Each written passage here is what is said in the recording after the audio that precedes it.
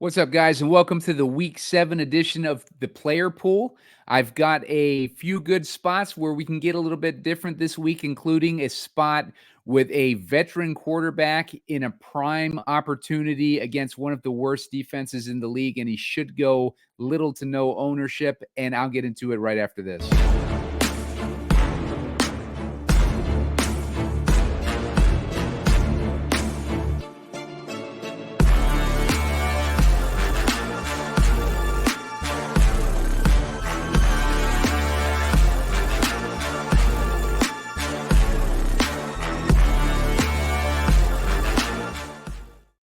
What's up, guys? Simon Edwards at PumaCom here with Heat Seeker Sports, and you're watching Player Pool. This week, we're looking at NFL Week 7 of the draft pool, DraftKings Player Pool. We're going to look through the DraftKings slate and pick out some of the good values and some of the best plays on the slate that we can plug into our player pools to try to build the best lineups possible.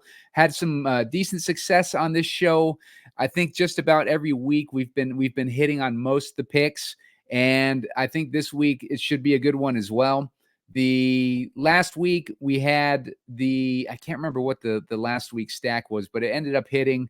There was a few places in the lineup where I missed on though, and it didn't help me out with being a profitable week. But most of the picks hit, and if you guys watched last week, hopefully you made some money. If you did, hit me in the comments. Let me know how you did. Shoot a tweet over on X. I'm at Heat Seeker Sports, or you can go at PumaCom there and message me to let me know if any of these picks work out for you. And this week, we're looking at a few marquee games. I think the biggest one is going to be probably Minnesota at Detroit. That's looking like it's going to get the most hype this week. There are a few other games, though, that we can turn to that have equally good matchups and good potential to find value where we can fit more of these Minnesota Detroit guys into our player pools and into our lineups. Before I get into that, make sure to hit the like button. I'm looking for 30 likes to trigger out a shorter video before we get closer to lock. And make sure to subscribe to the channel. I'm looking for about 1,100 subscribers. I'm trying to get there by the end of this week. By the end of week 7, I'm at about I need about 50 more till I hit that mark. I'm trying to hit 2,000 by the end of the season. So I appreciate everybody who's hitting the subscribe button. That helps me out. And like I said, hit that like button. That also helps me out. And we'll dig into this player pool now. So a lot of interesting games. We got some decent totals. The highest total games are going to be Atlanta, Seattle. That's got a 51.5 point total. We got Houston, Green Bay. That's got a 47.5 point total. Detroit, Minnesota, 49.5 points. Carolina, Washington, 51.5 points. And then we got Kansas City, San Francisco, 47.5 points. So those are the games that are going to stand out the most on the slate. And one of those games in particular, the Minnesota-Detroit game, I think that has the most likelihood of shooting out. But I do think that one of these games is going to give us the value that we need to fit a lot of those players in. And we'll go through game by game. I'm going to lead off with Detroit, Minnesota. That's the big one. A lot of guys are in really good spots in this game. Looking at the quarterback position for Minnesota,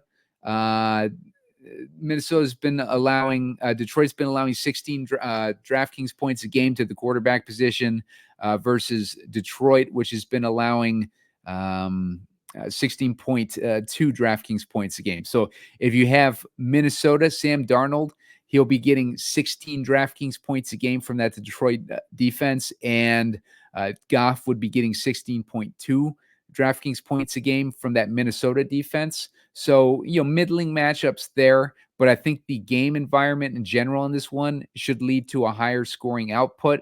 If we're looking at the running back position, running back is going to be weak on both sides. They're both really good run defenses. Detroit is only allowing 16.2 DraftKings points a game to the running back position, and Minnesota is only allowing like a little under 16 DraftKings points a game to that position. So 2 really good run defenses here, but it's also pass funnel defenses we're talking about. Minnesota's been allowing 25.6 DraftKings points a game to wideouts. Meanwhile, Detroit's been allowing 22.1 DraftKings points a game to wideouts, and they just lost Aiden Hutchinson to help out with alleviating some of that pressure on the quarterback. We also got Minnesota. Detroit has been allowing 21.7 DraftKings points a game to the slot position. I've been targeting slots against Detroit weekly, and this is going to be an interesting spot. We don't really have a definitive slot receiver here, but Justin Jefferson's running 36% of his routes from the slot. So that's going to be good for Justin Jefferson. Justin Jefferson just in general might have his best matchup that we've seen for him yet this season. As you can look at his logs for this season, he's hit 26 DraftKings points is his biggest week. That was back in week 2 against San Francisco. But now he's got a really good matchup against Minnesota, a team that likes to blitz a lot, but when they're not getting pressure on the quarterback, they don't do too well, and they haven't really been getting too much pressure on the quarterback. It's more of a thing that can fluster some of these rookie quarterbacks, but a guy like Jared Goff should be, Sam Darnold should be able to get the ball to Justin Jefferson. That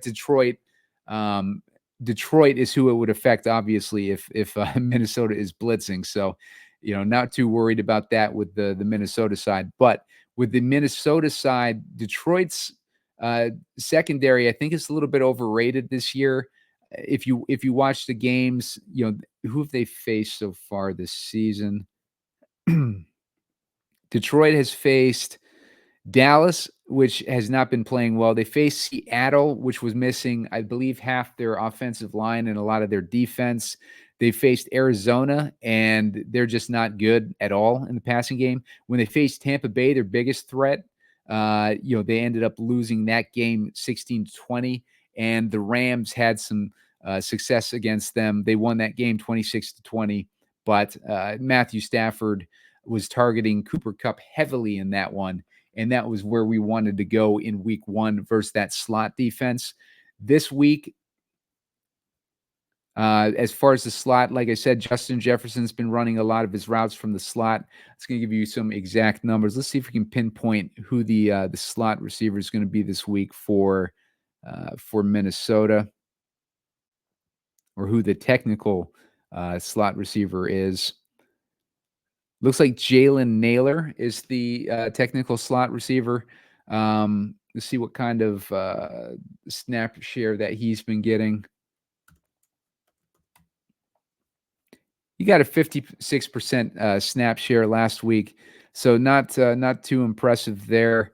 Let's see what Jordan Addison is doing in the slot. Jordan Addison is getting 28%. Yeah, so Justin Jefferson is pretty much the de facto guy that we want in a good matchup in the slot, and that's going to set up Justin Jefferson nicely, just on top of having a good matchup in general, because the out wide defense of Detroit isn't that good from a DraftKings perspective either. They've been giving up 22.1 DraftKings points a game to wideouts, and that 21.7 DraftKings points a game that Detroit is giving up to the slot is the most in the league.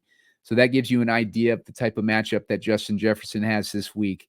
He should have some ownership, but it's justified. I'll give you an idea of his ownership.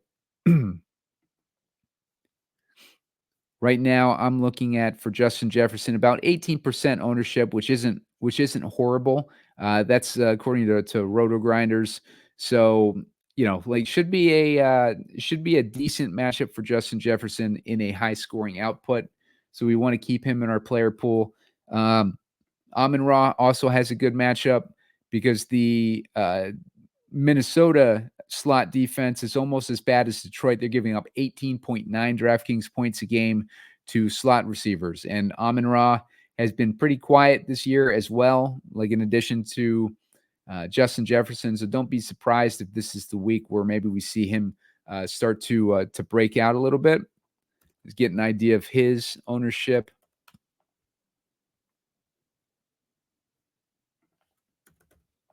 Amon-Ra is looking at under 10% owned this week. So good matchup for him. Good ownership there in a game that should be a pass funnel game. Don't be surprised to see Amon-Ra have a decent game this week on lower than, lower than should be ownership.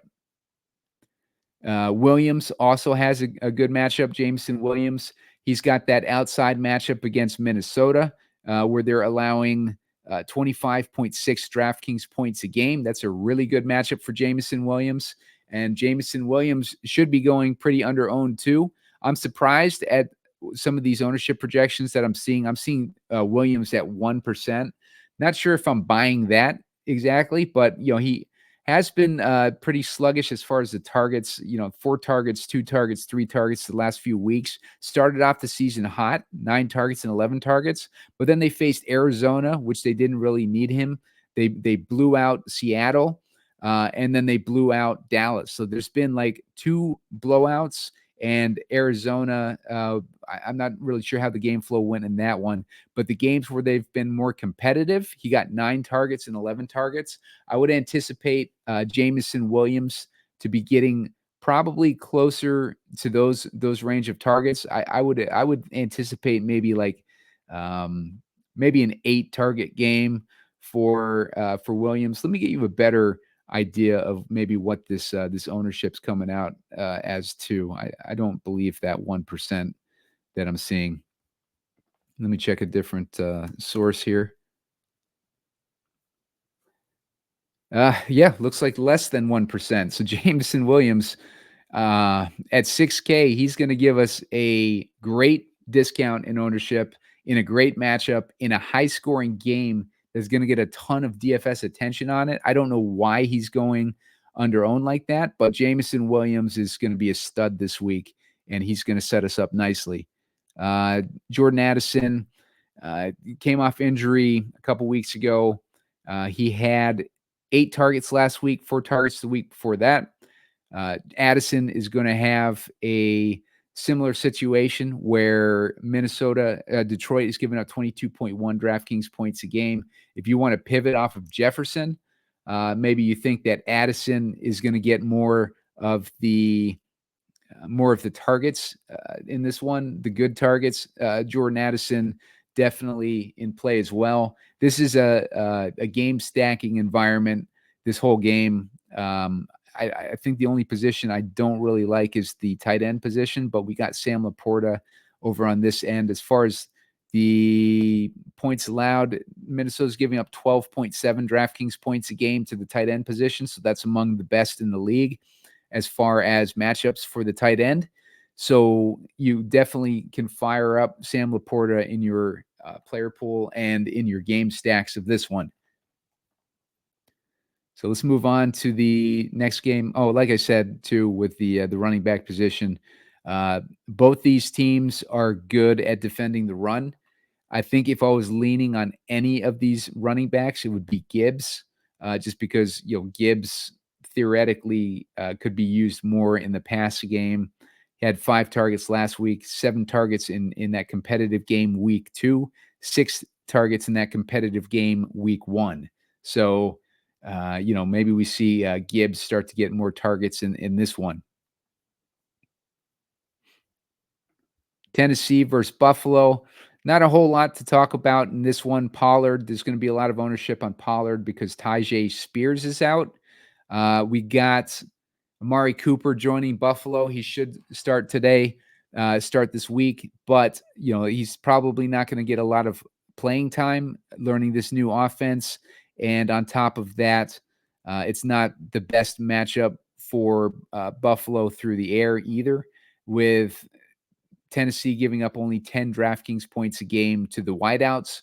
They're more vulnerable versus slots, but they're only a middling matchup there. And there's plenty of better matchups to go around this week than to, they try a risky play like that. On top of that, the Pollard situation, Buffalo's giving up 30 DraftKings points a game to the running back position. We saw Derrick Henry like killed them a few weeks ago, and a lot of those points came from Derrick Henry, but 30 DraftKings points a game to the running back position. And, with Tyjae out, this week. Tajay actually killed us on our underdog plays last week as well. So yeah, looks like Pollard has a decent matchup, but I'm probably not going to go there too much. But he's got the matchup, and I understand the ownership for sure there. But we'll see how it plays out too with salary, because he's relatively cheap at 6,300. Seattle at Atlanta. Before I get into that one, let me try to call up my picks for this week for underdog. I'm running a promotion with underdog where,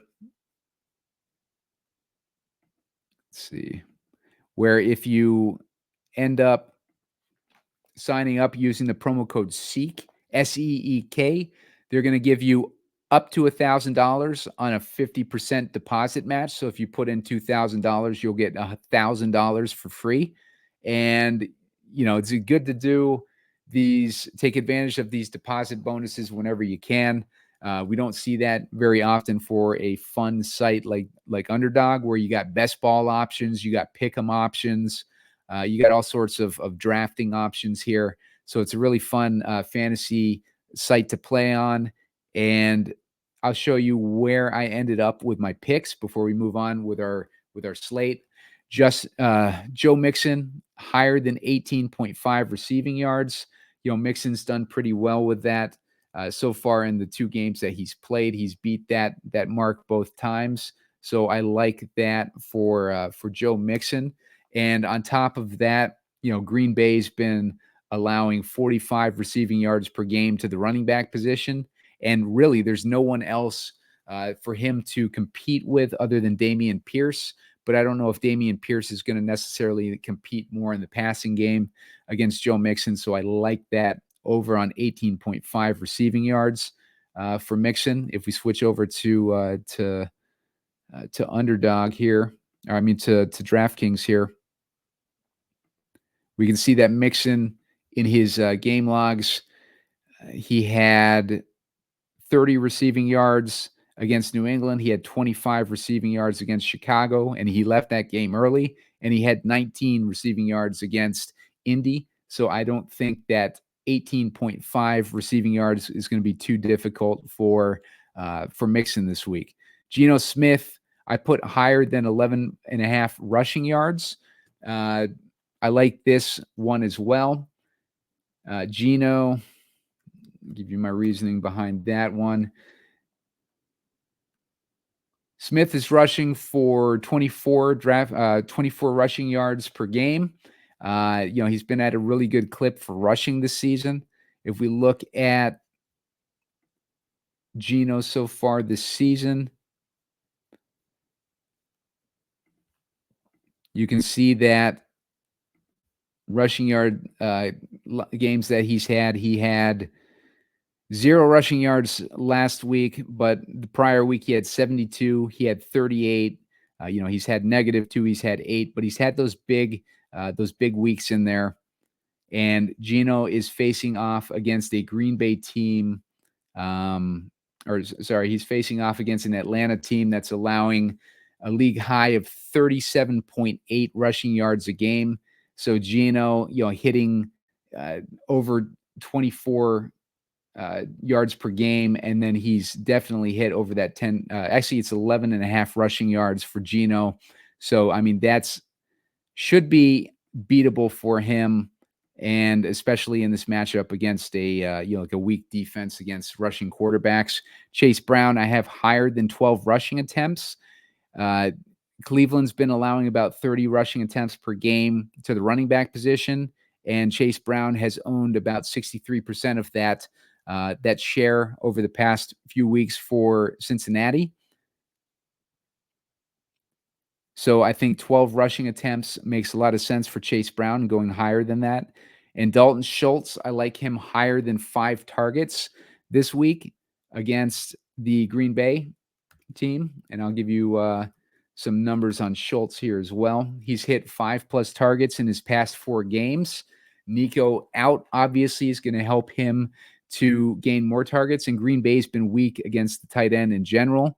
So lot of things set up well for Schultz to have a decent, like target share this week, and that condensed, like target pool. We see he got 8 targets last week, 6 targets the week before that, 5 targets, 5 targets. He's only had one where he hit under that 5 targets. So I like the higher on the target share being 5 for Dalton Schultz this week on Underdog.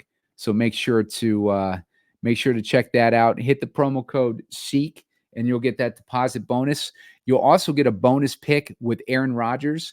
You get a free pick. Basically, they got him at plus, they got him at 0.5 total yards. He just has to beat 0.5 total yards and it's a free pick. So moving on to these games, let's get to Seattle, Atlanta. Speaking of Seattle, I like Geno a lot this week. I think that in this matchup, we're looking at, let's see, what's the total on this one? 51.5 point total. We got a 3-point spread in this one. So it's the biggest total on the slate, shares the biggest total with Carolina, Washington. Kirk Cousins doesn't have the best matchup, middling matchups for both quarterbacks, but Geno, has a little bit of that rushing upside, and they've been passing at an extreme clip this season. And, I would expect that to kind of continue. Slot receivers are going to be the most beneficial for Seattle because Atlanta's giving up 16.6 DraftKings points a game to the slot. Seattle is giving up 24.2 DraftKings points a game to running back positions. That's good for Bijan. The problem with Bijan is we saw last week he's splitting the carries with Tyler Algier. The first really good matchup, he scored 25.5 DraftKings points, and he could have gone, way higher than that. But Algier got way too many carries than I'd like to see. But it's a good matchup for Bijan. But I don't want to pay $7K for a guy that's, basically splitting that workload 50-50 potentially. As far as the slot receivers, Jackson Smith and Jigba would be the main guy there.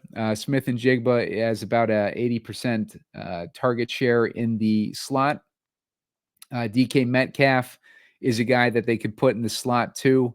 Get an idea of DK Metcalf's slot percentage so far this season. He's been getting about a 16% share of the slot receptions. So not as great a matchup for DK Metcalf, but in a game, if they have an elevated pass rate, I would not be surprised to see Metcalf get a little bit more work than normal. The Atlanta defense has only been giving up 18.6 DraftKings points a game to the wideout position, but that's still good for like a middling style of matchup. And if they're trying to get DK involved in this game, they'll get him in the slot if they need to. So DK Metcalf, I definitely am keeping in my player pool. Couple slow weeks, that'll keep his ownership down. But you've seen his upside, 19, 23, 32 points. Keep in mind, too, with Seattle, they've been dealing with a lot of injuries to their offensive line. I mentioned that earlier. Right now, we're looking at, on top of their offensive line, we're looking at Reek Woolen being out and Trey Brown, 2 cornerbacks being out. That's going to be good for Drake London in particular. Not having that, like that stud cornerback out there. Drake has been on fire recently. He's hit over 17 DraftKings points in, looks like 4 out of 6 weeks. So that's good for Drake London. Sets him up in a high game total to have a decent game. Let's check out and see what his ownership is, though. Because his ownership is going to be 30%. Let's compare that to Darnell Mooney. Mooney's looking at about 17, 18%, which I like better because Mooney's basically in that same matchup. And you can see Mooney had 34 DraftKings points against Tampa Bay. He's had a few big weeks, and he's only 5,600. If you're looking for a pivot off of Drake London, who's going to be super chalky this week, then Mooney, I think, would be the guy to pivot off of if you want to stay within this game. I like the matchup there for Mooney, and like I said, like he'll be about half the ownership almost of Drake London. So really good matchup for both those guys. I don't hate either one of them, but if you're looking for like a play, like to fade the ownership, then Mooney was probably the better play there. As far as tight ends, Pitts also has a good matchup. Pitts the last 2 weeks, he's hit over 10 DraftKings points, but like really, he has not had a monster, like breakout game. But you can see those past couple games, he didn't have a touchdown. He's only had one touchdown on the year against Pittsburgh. But if he adds a touchdown to one of these outputs, like that's a decent output for him. He's at 4,500, so not terribly expensive, but Seattle's given up 13.1 DraftKings points a game to the tight end position. Now, as far as Seattle with Kenneth Walker, Atlanta's only giving up 17.9 DraftKings points a game to the running back position. But Kenneth Walker used more heavily in the passing game this year, gives him some bonus points. But I'm not really sure about Kenneth Walker this week. He's been added to the injury report today with an illness, and he's marked as questionable. So if Kenneth Walker's out, I don't know that I necessarily want Charbonnet at 5,300 in a bad matchup. So I might not go there with Charbonnet. That would make me like these pass catchers even more on the Seattle side, and it probably bump up Smith and Jigba more for me if if they're missing that running game there.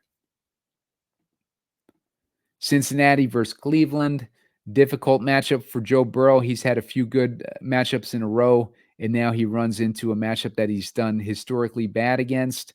You can see the output that he's had, like for the season. Their defense has been horrible, so it's been setting up Burrow for a lot of passing opportunity. The problem is against Cleveland's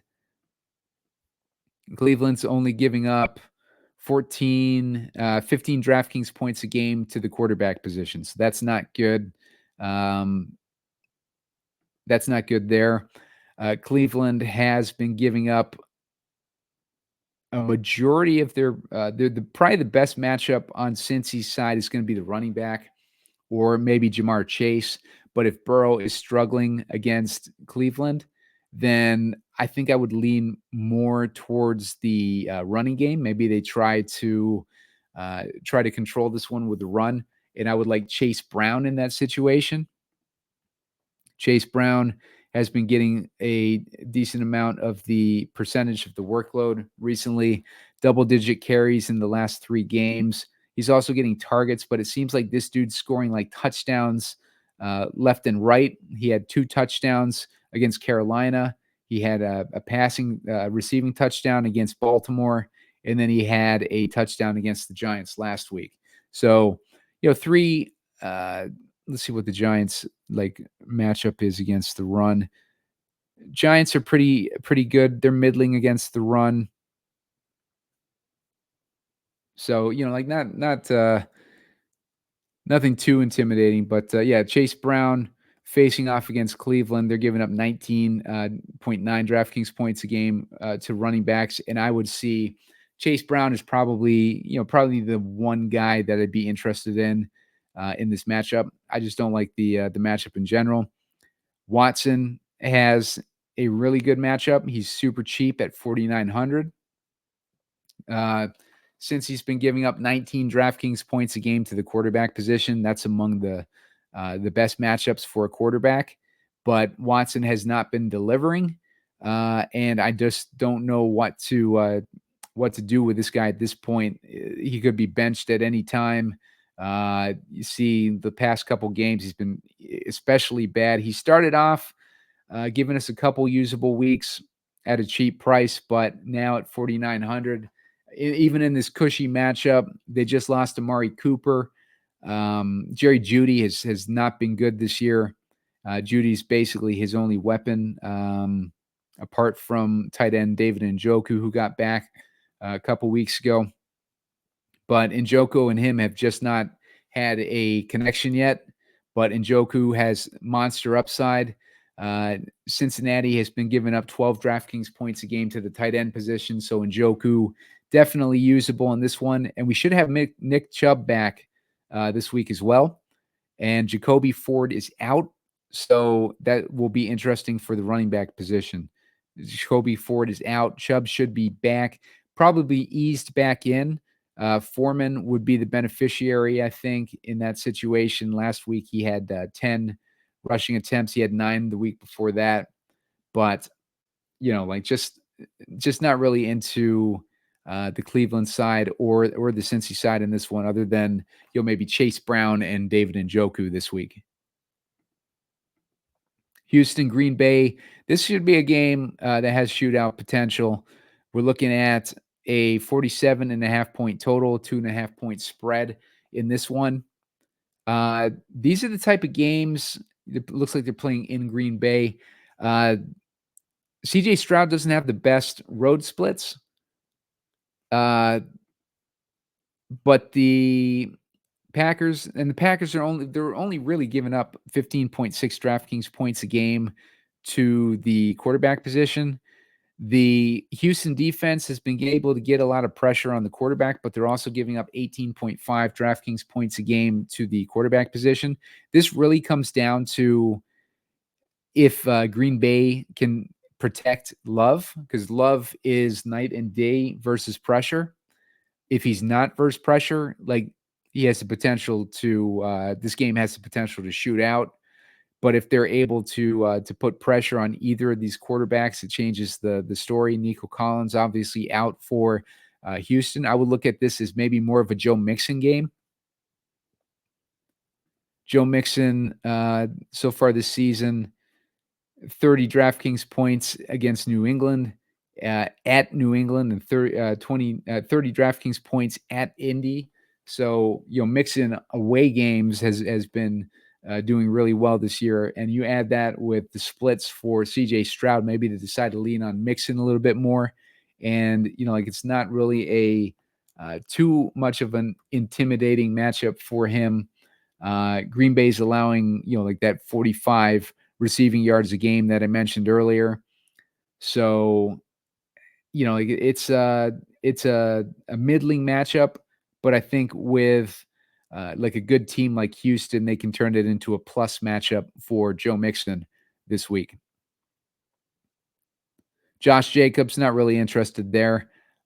Houston is only giving up 17.3 DraftKings points a game to the running back position. There are better matchups to focus in on. Houston, wideouts.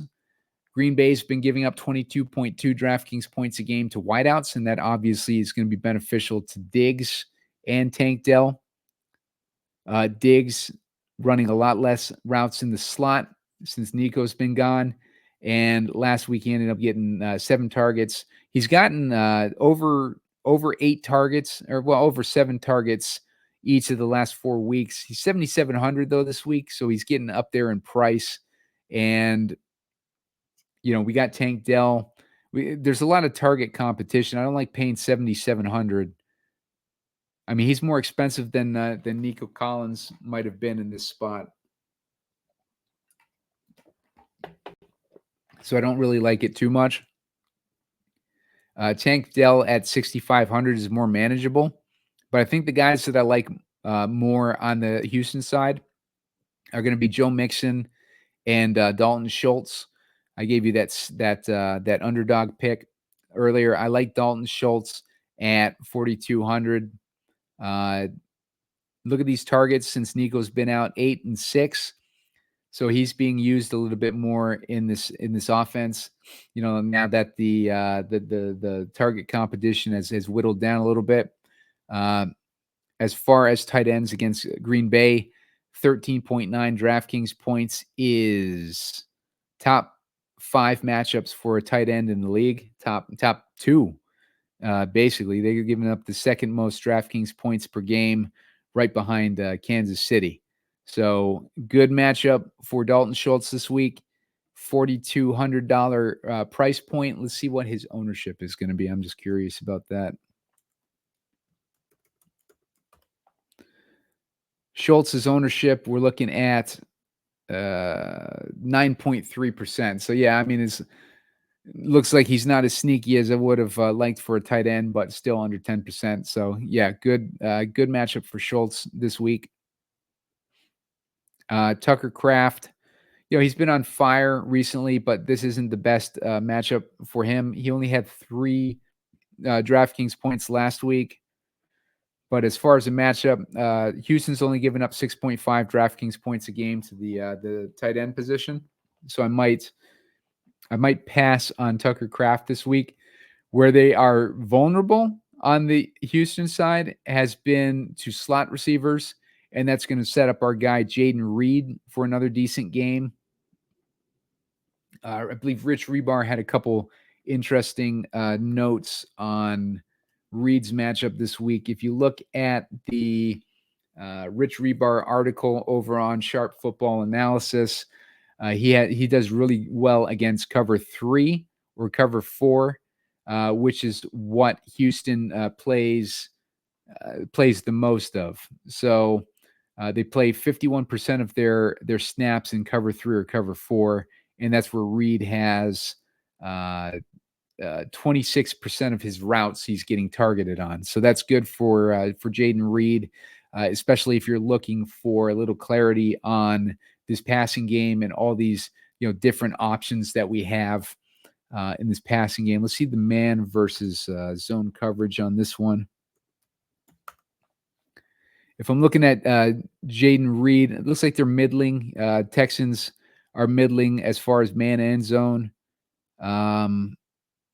Difficult matchup in general, but Reed leads qualifying wide receivers in fantasy points per route run against zone coverage. So, that's also a benefit for Jaden Reed. So keep Jaden Reed in mind, but he is getting pricey at 7,200. I think when we were starting him in week 1, he was like 5,600 or something ridiculous in that showdown matchup, and he stayed cheap for a little while, but now he's getting that 7K range, so it's getting a little bit more where we would need a little bit more of a condensed target pool for it to be worth it there. Dobbs, not really interested in Dobbs. Good game last week, but I just don't trust anyone else in this passing game really. I like Watson at 4,900. Let's see what his target share is against zone coverage. Wicks has been getting 24% target share versus zone. Christian Watson only a 10% target share versus zone, so maybe not the best matchup for Christian Watson, even though he's a super cheap price. It could be Wicks is questionable, has a shoulder issue. Keep an eye on him. But yeah, he's questionable, but he gets targeted the second amount versus zone. He's 5,200, but I just don't like him as much as I would like Reed in this matchup. So I'm going to move on to the next game. Miami versus Indy. This is a game that should be interesting too. Indy has been a defense we've been targeting all year, but if you're looking at Huntley, he's coming off a bye week, so maybe he's had enough opportunity to straighten him out as far as the playbook. Remember, he was taken right off the street and thrown into that game against Tennessee back in week 4. And week 5, really no time to acclimate to anything. He's had a week off now. Tyler Huntley has shown upside with his rushing ability in the past. And, he gets his really good matchup against Indy, which is giving up, let's see, they're giving up 18.9 DraftKings points a game to the quarterback position. They're giving up 24 DraftKings points a game to running backs. Middling matchups to wideouts, 20.8 and 13.8. But, like this has been a team that we've targeted all year. Tyreek Hill has a really good DVOA matchup, and Tyreek is getting cheaper. Tyreek is at 7,300. Let's check out his ownership.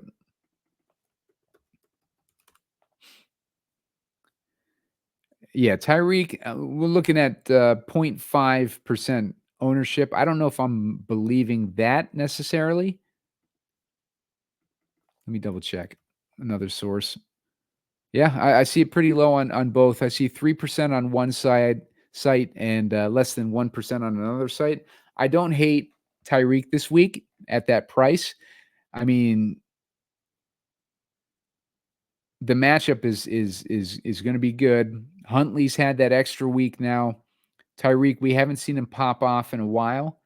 He's chomping at the bit. It's really unfortunate what happened to Tua. It's just kind of derailed all these guys' seasons. But Tyreek, I would definitely keep him in the player pool at 7,300 in this matchup. And if you want a cheap stacking partner, Huntley is 5,100. And he's got rushing upside. He's had that extra week with the bye. Veteran quarterback in a good matchup. That's what we like to target in this show. I've got another even better one in this show to target. But I don't hate Huntley at 5,100. We should have Richardson back on the Indy side, but he runs into a difficult matchup against Miami.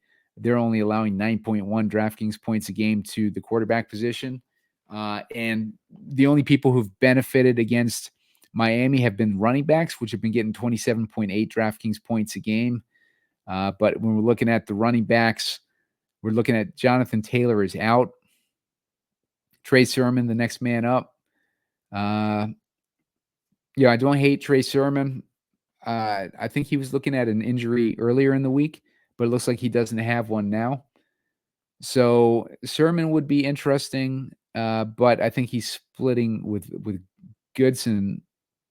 Goodson got 8 attempts and 5 attempts the last couple weeks, 10 DraftKings points and 9 DraftKings points, so he's been pretty good. Versus Sermon, who's gotten 18 attempts and 10 attempts. 2.9 DraftKings points off of 18 attempts is not good. 18 DraftKings points on 10 attempts is good. So, take that for what you want. But maybe Sermon is potentially in play at 5,500 this week in this good matchup, especially if you like a potential run back for the Huntley stacks. I don't think I'd go too much deeper than Tyreek. Waddle obviously could get a decent matchup too, but Tyreek is the guy with the explosive upside that I'm interested in. Waddle is at 5,300. He's cheap. Wait for that first week when Tua's back. It potentially would be next week for getting these guys on double stacks with Tua for like the cheapest price that we're going to find that stack. Let's see, Pittman back injury last week. He ended up playing. He ended up with 5 targets. But we got Richardson back in, so all bets are off with these guys. Pittman does get targeted a decent amount with Richardson. He got targeted 8 times, but Richardson's just not an accurate quarterback. He's kind of proven that. He's more of a guy that you plug in if you want a quarterback with rushing upside. $6K for his price tag, but I'm not interested there. And I think other than that, A-Chain is back, but that matchup against Indy is pretty good too. It's 24 DraftKings points a game. So, I don't hate A-Chain either. So there's a few options. A-Chain's a little expensive though at 6,700.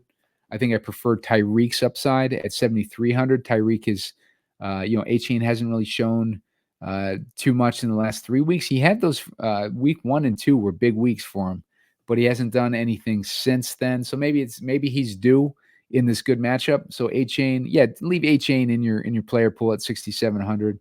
There are definitely some pieces in this game on the Miami side that are worth going to in this one, I think. Philly versus the Giants. This is another interesting game. I think this game has the potential to shoot out. Kayvon Thibodeau is out. Let's get an idea of some of these defensive injuries on this game. I think there was more. Andrew Thomas is also on the injury report for New York. But that's a offensive line, obviously. Brian Burns is questionable. That would obviously help out Hurts. Dexter Lawrence is questionable. Those guys both had limited practices on Friday after not practicing the rest of the week.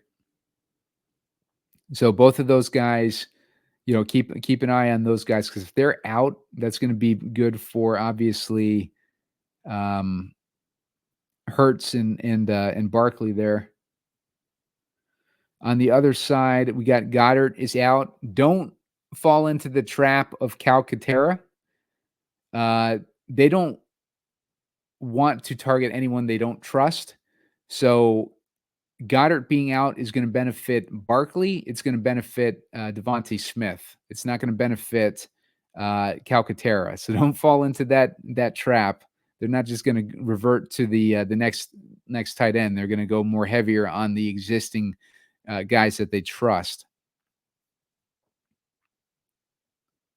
Let's see. Jordan Mailata, offensive tackle, is out. That's not good for Hurts. Cornerback Ricks is also out. And Byron Young is the defensive tackle, is out too for Philly. So,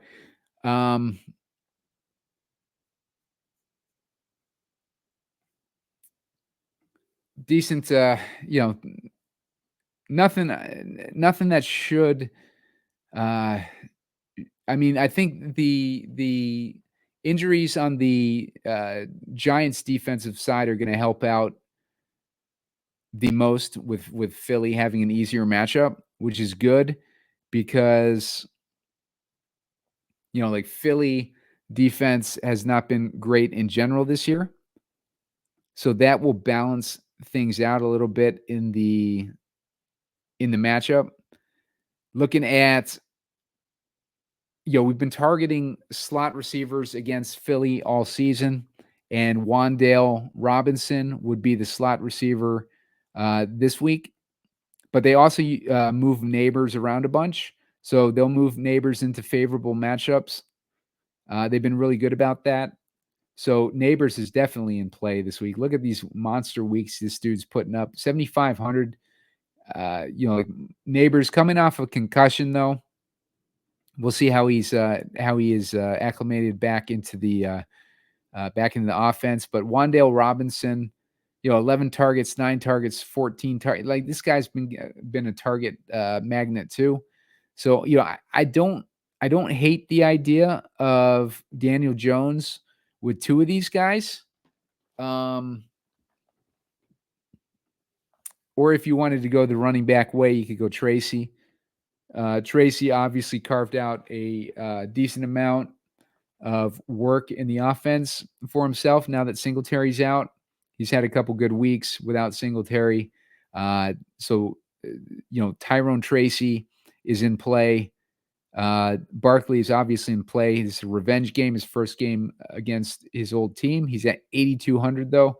Really has let us down these last couple weeks when we thought he might be jam him in time with Saquon Barkley, but he's been a bust against two, pretty, at least Tampa Bay was a good matchup. Cleveland, Cleveland was a middling matchup, but it should have been a better matchup for Barkley than he performed in. But New York is allowing 20 DraftKings points, so it's another middling matchup. So Barkley has the potential to put up 24 DraftKings points in this one, but I don't know if 24 is going to get you there at $8,200. But if he has the the revenge game, because don't forget he was bitter about New York letting him go or not resign. He wanted to resign with New York. He was ready to do it, and they just completely just wrote him off. So don't be surprised to see Barkley come out with some fire this week. And don't be surprised to see, like his teammates, trying to help him out this week. I wouldn't be surprised to see Barkley come out with a monster game, maybe closer to that 30-point range. We've seen him cross 30 points on 2 occasions already against New Orleans and Green Bay. I would not be surprised if he comes out, close to 30 points, but it's a risk at 8,200. So, but if you wanted to run those, here, let's do it for shits and giggles here. Let's put in Jones, let's put in Barkley, and let's put in those 2 receivers, Neighbors and Robinson, and we can kind of build from there and see where it's going to get us. Vegas versus the Rams. Not interested in much here. They just lost Devontae Adams. Bowers is going to be a target magnet. He already was. If the defense is focused in on Bowers, I don't know how he's going to perform. Everyone's going to know he's going to be the target. We got Jacoby Myers potentially missing this one. We got Higbee and Mayer are out. Mayer is out. That's good for Bowers. Gives him less competition for tight end snaps. Obviously, Adams traded to the Jets. Jacoby Myers is doubtful. So Trey Tucker's going to be another guy that benefits from that. He got a ton of snaps last week. He didn't do anything with it. He was a huge chalk guy last week. I did not have a lot of exposure to him. He ended up with 0 fantasy points, and he finds himself again 4,200. And see what the ownership is on him. 18%, like for a guy, like look at what he's done. Like, where can we get different with this pivot? Like Trey Tucker. I'm going to look at some of these snap shares.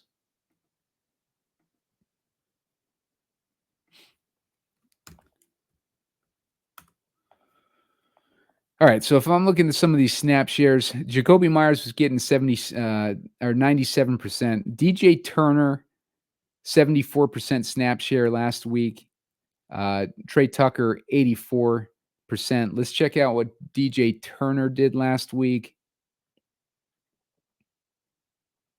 He's at 3,400, and Turner pulled in, he got 4 targets, 2 receptions for 5.7 yards. I mean, honestly, like, let's see what the difference is here in ownership. We're looking at 18.6% ownership for Tucker, and we're looking at 4.5% ownership for DJ Turner. The matchup that they have against the Rams are giving up 23.1 DraftKings points a game. So you see where people are gravitating towards Tucker. Let me check and see something with Turner here. All right, so Turner is running 77% of his routes from the slot. Let's see. 77% of his routes from the slot, where that's actually when the Rams have been strongest. So who's that second outside receiver for? With Jacoby Myers doubtful. Let me get an idea of where else we can turn here.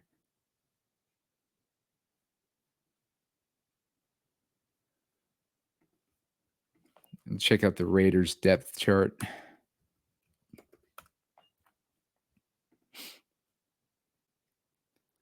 All right, so we're looking at Tyreek McAllister for Jacoby Myers next guy. I mean, Trey Tucker is obviously going to be the probably the guy. maybe Christian Wilkerson. Alex Bachman is another guy. Yeah, so gonna have to do some more digging on this one. Obviously, I don't have a too good of an idea, but DJ Turner, he's a slot guy. And they don't allow a lot of points to the slot, but if he runs out wide a little bit on the Rams side, it looks like Cooper Kupp is potential to come back this week. He's questionable, and obviously Cooper Kupp would be a big benefit for the Rams. Vegas has still been good against the wide receiver position, though. They're only giving up 14.4 DraftKings points a game to wide receivers. Been weaker against the slot, 13.9 DraftKings points a game. That's a middling matchup versus a bottom 10 matchup. So yeah, Vegas is weakest against running backs and they're weakest against quarterbacks. I like Kyron Williams a lot in this game. Let me try to plug him in. See if it's going to restrict me too much. I'm going to try putting Kyron in there now. He's one of my favorite running backs on the slate.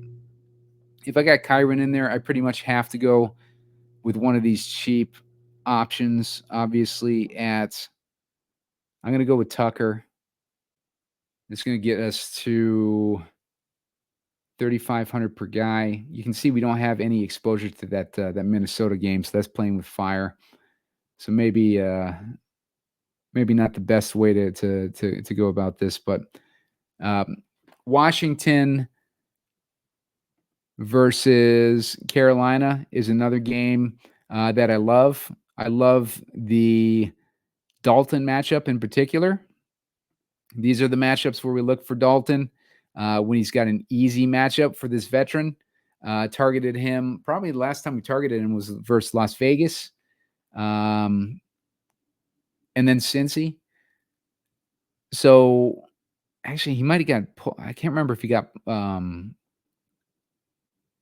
put in the middle of this Las Vegas game or he was announced before the game. But yeah, Dalton in the past has always been good to us, and he's only at 5,200 in the highest score in the slate at 51.5 points. And Dalton should have minimal ownership. We're looking at 4.8% ownership for Dalton. So that sets him up pretty nicely. Another one of these cheap veteran guys that's going to help us get other dudes into our lineup. Deontay Johnson is questionable. That's the only hangnail on this thing. 6,600 is his salary, which is really good for us. You can see the target share that he's got, and we want these target magnets. And if we got like Deontay and Neighbors both, to see what Deontay's ownership is. He's at 15%. Check out Neighbors. Neighbors is at 15% too. I'm surprised he's that low, honestly. So yeah, it's a couple good guys there. Leggett has been doing decent. He didn't. He had that 110 target game. We targeted him that week against Cincy. I like him again this week against Washington. I do like Daniels, but like he's getting too price restrictive at 7,600, where I think we can just pivot to Dalton and grab his weapons instead. I think McLaurin will benefit from this matchup. And I think both these running backs, Hubbard and Robinson, are in play.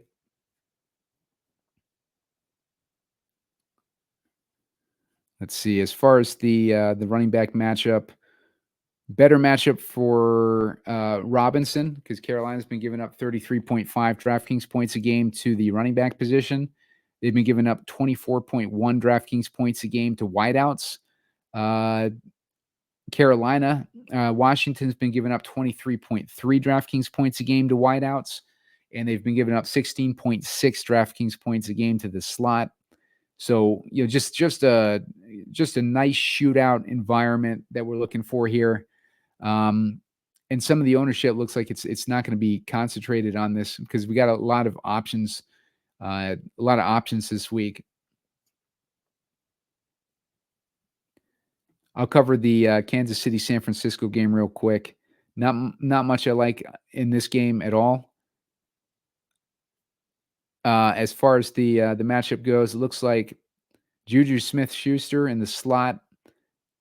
San Francisco's been giving up 15.8 DraftKings points a game to slot receivers, and it looks like Kittle on the San Francisco side because Kansas City's been super weak against tight ends, and I like that matchup for Kittle because I don't think that there's really Kittle's not going to be the focus of that defense. They're going to be focused on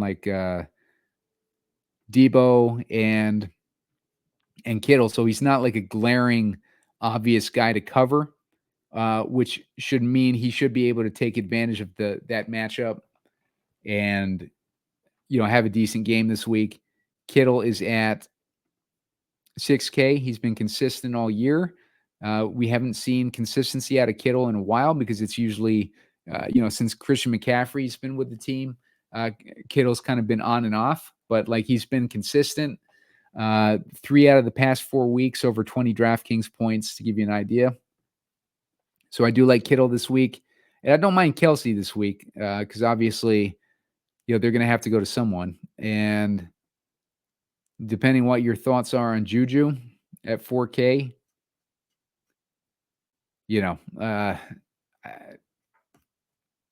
let me check and see what worthy slot reps are. Kansas City. Worthy's running 36% of his routes from the slot. So, he's up there. Worthy might be a better option than Juju, but he's 6,400 and he doesn't get enough workload for justifying that price tag.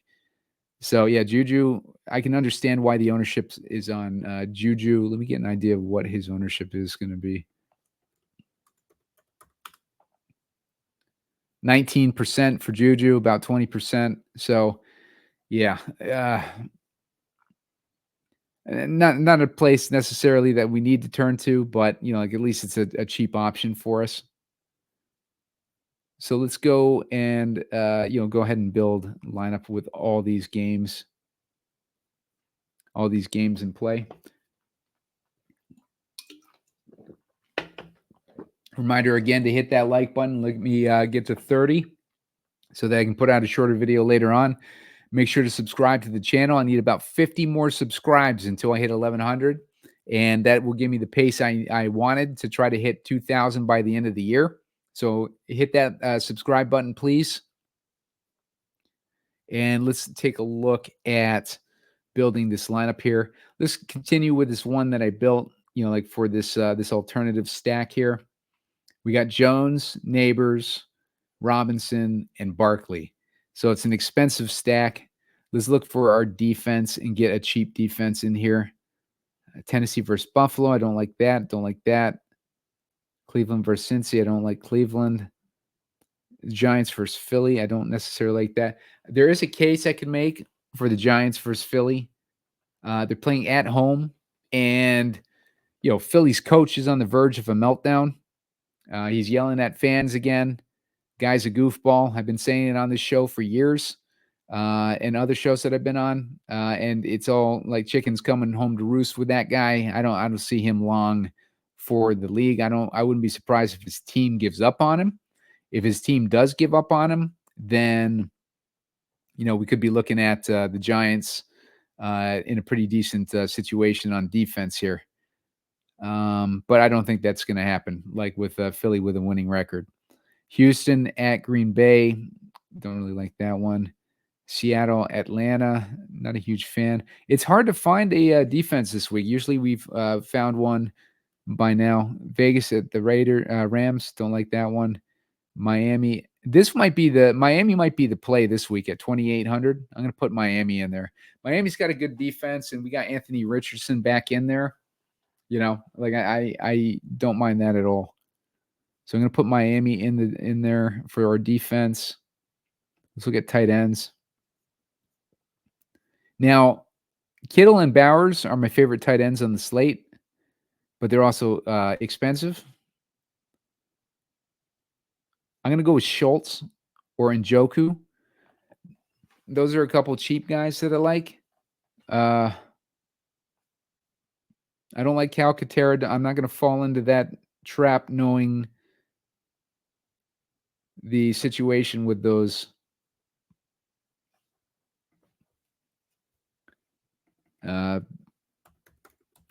Philly replacement players. Now we're looking at 5.6 ownership on Kittle in this really good matchup. I think a lot of people are going to turn to Bowers. Leaves us with Kittle as an option. I'm going to put Kittle in there. I know it's expensive. Running backs. Let's see if we can find a cheap running back option here. Hunt, not a bad option, but I'm looking for cheaper than that. If Kenneth Walker ends up being out, Charbonnet, I know I didn't like him too much, but that puts him in play. Sermon is in play at 5,500. We saw the workload Algier got.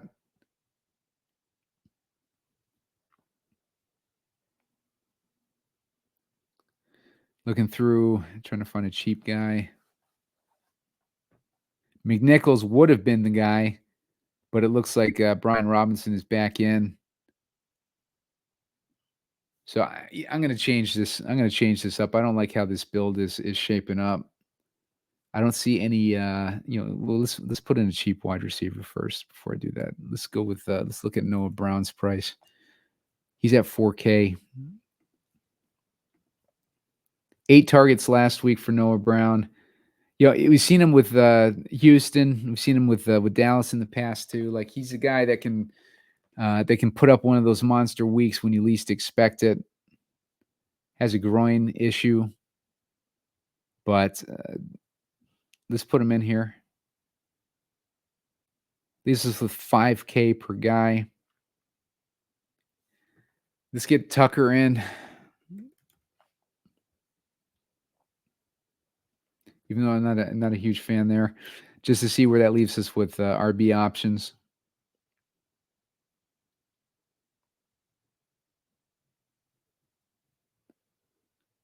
That leaves us 100 short of Chase Brown, so you could do some switching to get there.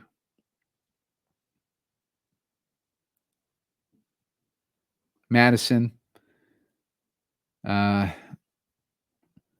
Rams defense is giving up 26 DraftKings points a game to the running back position. And Madison has been getting 14, 15 carries. He had a decent game last week. I don't hate Madison at 5,500.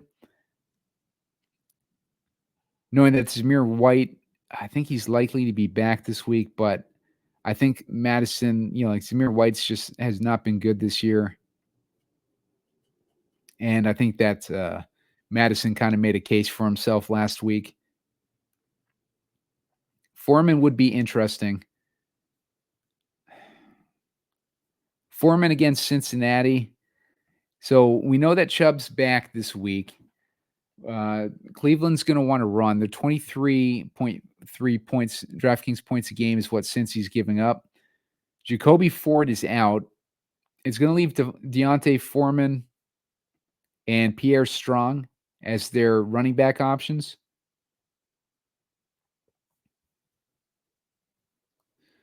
If we look at the news,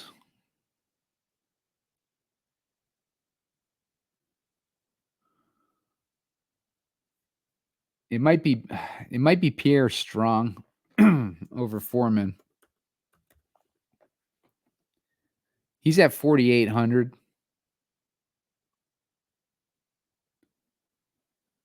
But I wouldn't be surprised to see the Browns just take a super run-heavy approach. We know that, Chubb being back, that's the direction that they're going to probably want to go in anyways. So don't be surprised if Pierre Strong at 4,800 would make an interesting play this week against Cincinnati, depending on if the defense is able to hold them at bay.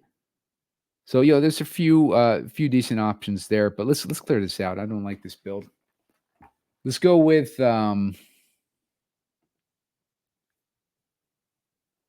this Carolina-Washington game. I'm going to put Dalton in there. 5,200. I want to stack him with Deontay. And, maybe we'll give him Chuba Hubbard too. All right, let's get Brian Robinson in there. If we wanted to put Leggett in there, how much is Leggett? He's 5,100. If I put Dalton, I want him with two guys. Because I'm projecting this to absolutely shoot out. Let's put him with two guys, and let's put McLaurin in there too. Let's say that Dalton's able to keep it somewhat competitive to keep them throwing. Let's get Neighbors in there. I'm not going to beat around the bush on that one. And then let's get who was the guy that I wanted? We got Leggett and Johnson. Oh, yeah, McLaurin. McLaurin's 6,800. So let's get Miami's defense in there.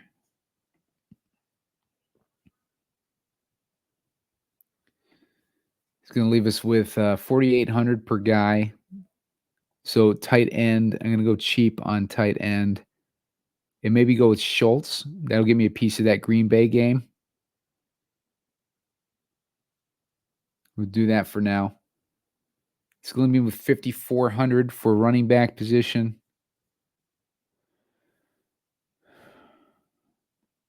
Charbonnet would be the guy if Walker's out. But let's go cheaper. Let's get rid of Leggett. Let's go cheaper. Let's go with Brown.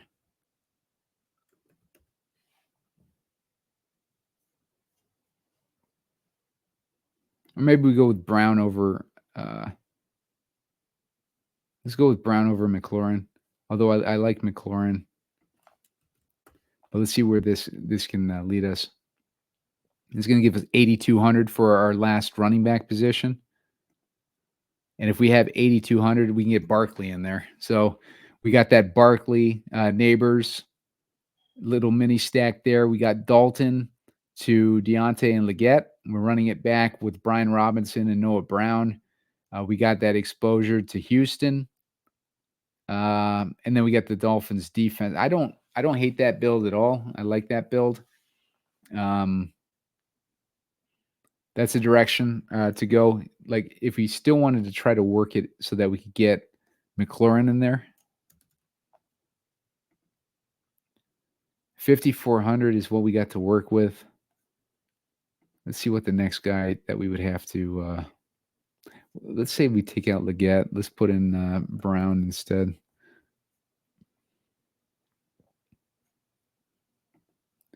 I mean, that at least gives us another $1,000 to play with. But I don't like having two receivers and a running back and then only single stacking.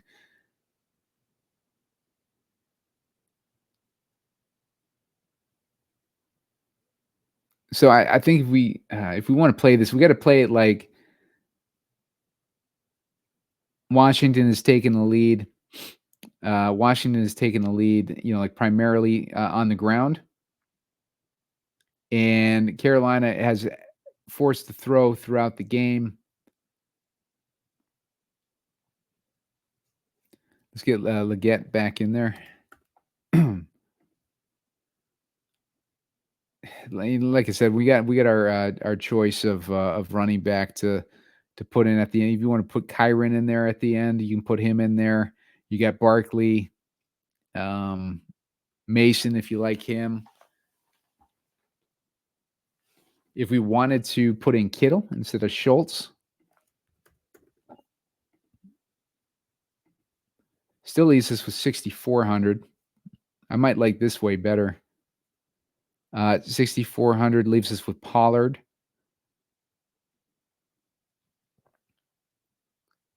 And then you got options like Chase Brown, Madison, guys like that. So I think either one of these directions works pretty well. I do like the game environment of this Carolina-Washington game. I like the veteran Andy Dalton coming in here with weapons, facing off against a weak defense. And I like the, putting in these ancillary pieces like Neighbors, that other direction where we had him stacked with Saquon. I kind of like that direction a little bit. I like Brian Robinson. There's a lot of guys, good plays this week. Brian Robinson is questionable though. Make sure to keep an eye out tomorrow before Dan Quinn was positive on his ability to play this week. That's why I have him in there. Deontay, there's a lot of game time decisions. Let me go through them actually for you before I leave here. Make sure to hit that like button. Get me to 30 likes. Make sure to subscribe to the channel. I need 50 more to hit that 1,100 mark.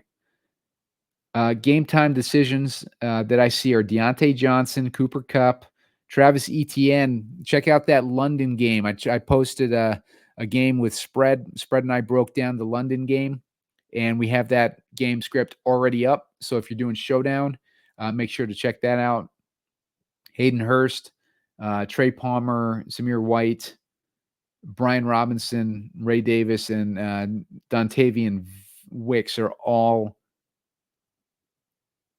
game time decisions. So there's a lot of game time decisions. Going to be a lot of things shifting around. So keep an eye. Hit that like button. Give me the 30 likes when we put out the shorter video, and have more complete thoughts once once everything is cleared up a bit. Still haven't gotten Minnesota, Detroit. Let me do one more. All right, so I like Jameson Williams a lot. So let me figure out how to get him in here.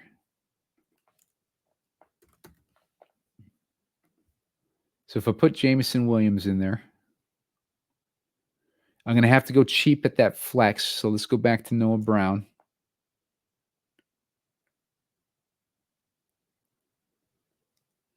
Actually, I don't want to put in Noah Brown.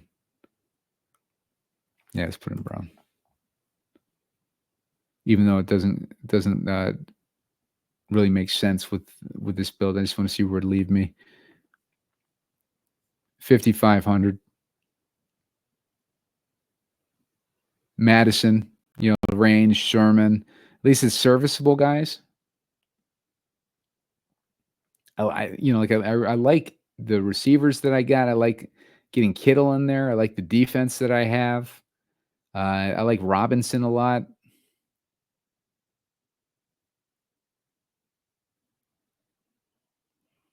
I think I like Neighbors a lot, but let's swap him out with Wandale, knowing that matchup. See if that gets me anything different. That's going to get me to 6,900. I mean, that would get you to A-Chain, Gibbs if you like him this week. Hubbard would be the guy that fits in this build, because it'd be Hubbard, Dalton, and Hubbard, Dalton, and Deontay, and then running it back with Robinson and Noah Brown. I think that makes a lot more sense from a build perspective. It gets us a little bit of exposure to that Detroit game. If I wanted to work in Justin Jefferson, super expensive, 8,500. I mean, Justin Jefferson, I'd probably have to go down from Kittle if I did that.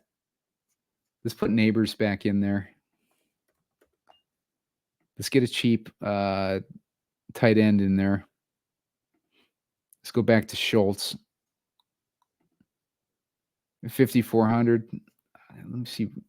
Go cheaper than Schultz. Ertz. But that give us too many Commanders. Jonu's in play against that Indy defense.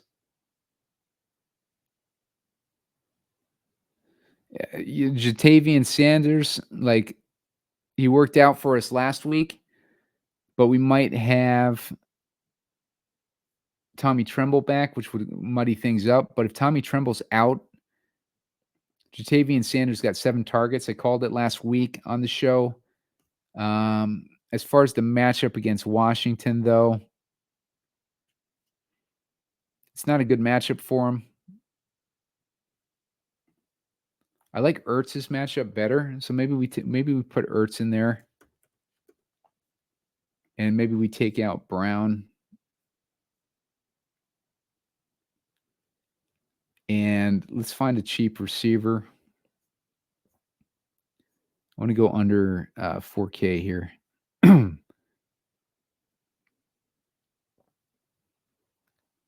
Adonai Mitchell would be interesting, but it's Richardson that's going to be throwing.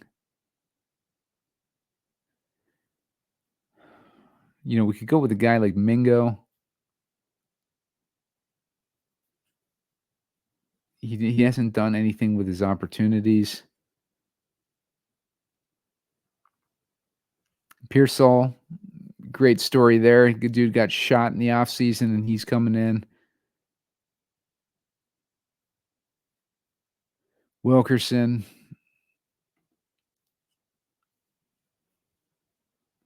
You know, another guy that should get opportunity with the situation. And how much did Hyatt get last week? Hyatt got 4 targets last week. He still hasn't done anything with his targets.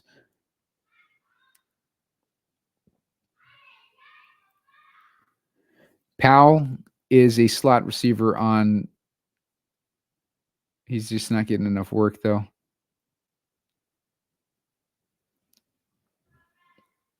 Let's see. Coker on Carolina is interesting. He's only 3K. Look at this. Like 4 targets and 3 targets the last couple weeks. He got 10 DraftKings points and 6 DraftKings points. I mean, that's a decent amount of targets for a 3K guy. Let's put him in. And that gives us our second Carolina pass catching option to go with did I take out Deontay?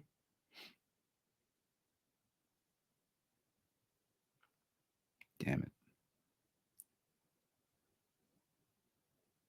All right, if I have Jefferson in there, I'm just going to have to tell myself a story to get rid of Neighbors.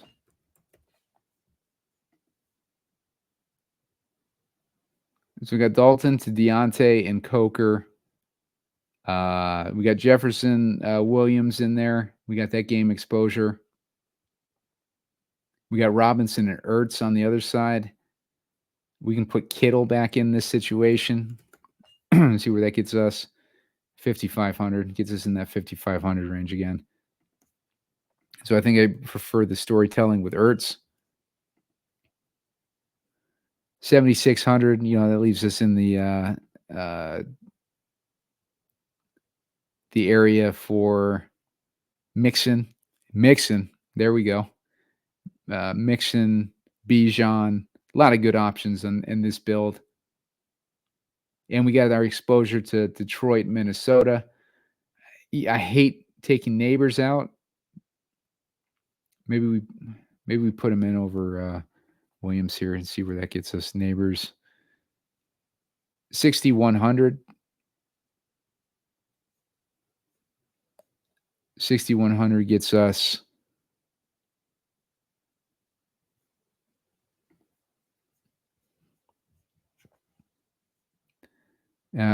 in Hunt, Eckler, Chase Brown. Chase Brown would be an option. So, you know, kind of gives you guys an idea of some directions to maybe go in. Make sure you're correlating your lineups, obviously. Ideally,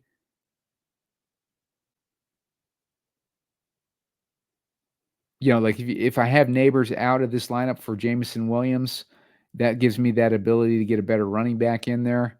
But Neighbors just has so many targets; it's hard to keep him out of your lineups. Coming off a concussion, though, like maybe he's slowed down a little bit. If Deontay is hurt, I think that kind of kills the Dalton love for me. Let's put Chuba. He's 6,500. I need 400 to get to Chuba Hubbard. Let's look at a cheaper tight end.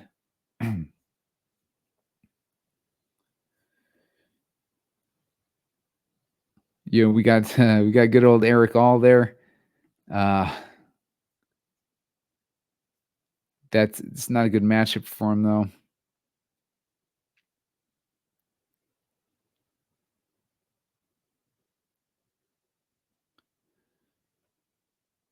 I don't think it's necessarily like a week to punt.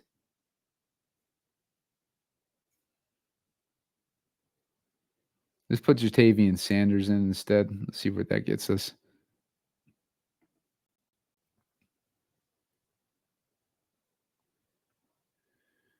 Leaves us with 7,100.